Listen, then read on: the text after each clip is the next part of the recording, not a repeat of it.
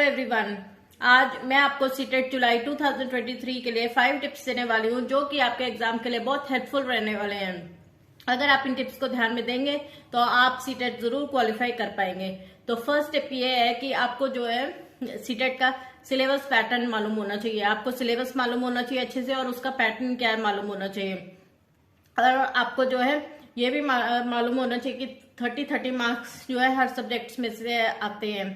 तो उसका अगर आप पैटर्न अच्छे से जान लेते हैं तो आपके लिए ये बहुत बेनिफिशियल रहेगा। ये आपका फर्स्ट स्टेप, जब भी आप तैयारी अपनी प्रिपरेशन शुरू करेंगे तो ये आपका फर्स्ट स्टेप है। और सेकंड स्टेप क्या है, आपका इंपॉर्टेंट लेसन्स, कि आपको पता होना चाहिए कि प्रीवियस ईयर्स में कितने क्वेश्चंस जो हैं किस लेसन में से आए। तो अगर आपको मालूम होगा कि कौन सा इंपॉर्टेंट लेसन्स है जिनमें से ज्यादा क्वेश्चंस आते हैं जो प्रीवियस ईयर में आए हैं, तो आप वो जरूर कीजिए। तो ये सब आपको जो है ध्यान में रखना होगा।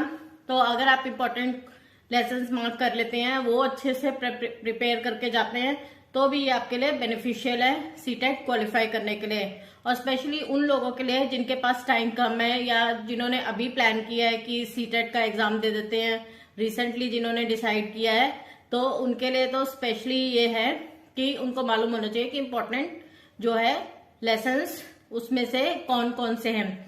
और थर्ड क्या है कि सीटेट एक ऐसा सब्जेक्ट है जो कि आप रोट मेमोरी पे नहीं कर सकते, आप रट्टाफिकेशन करके सीटेट नहीं क्वालिफाई कर सकते। उसके लिए आपको चाहिए अंडरस्टैंडिंग। आप जो क्वेश्चंस हैं जितने भी है, चाहे वो आपका पेपर 1 है, चाहे वो आपका पेपर 2 है, चाहे वो कोई भी सब्जेक्ट है, तो आपको जो है वो अंडरस्टैंडिंग से करना होगा।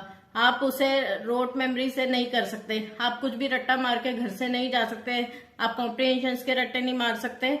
तो आपको जो है हर चीज अंडरस्टैंडिंग से करनी होगी कि आप समझ के हर चीज को करिए। जितना आप अंडरस्टैंडिंग से करेंगे उतने ही आपके चांसेस मार्क्स बढ़ने के बढ़ जाते हैं। तो उतना अच्छा ही आप सीटेट जो है वो अटेम्प्ट कर पाएंगे और सीटेट जो है वो क्वालिफाई कर पाएंगे।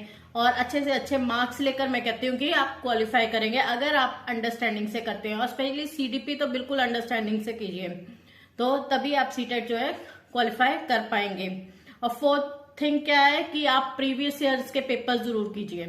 प्रीवियस ईयर्स के पेपर्स बिल्कुल छोड़ के मत जाइए। जितने भी अभी तक हुए हैं एग्जाम्स, आई थिंक 2013 से हैं, तो वो सब आप करके जाइए। एटलीस्ट एक रीडिंग तो मारते ही जाइए। तो वो आप अच्छे से जो है करके जाइए प्रिपरेशन, ताकि जो है आप सीटेट में अच्छा अटेम्प्ट कर सके।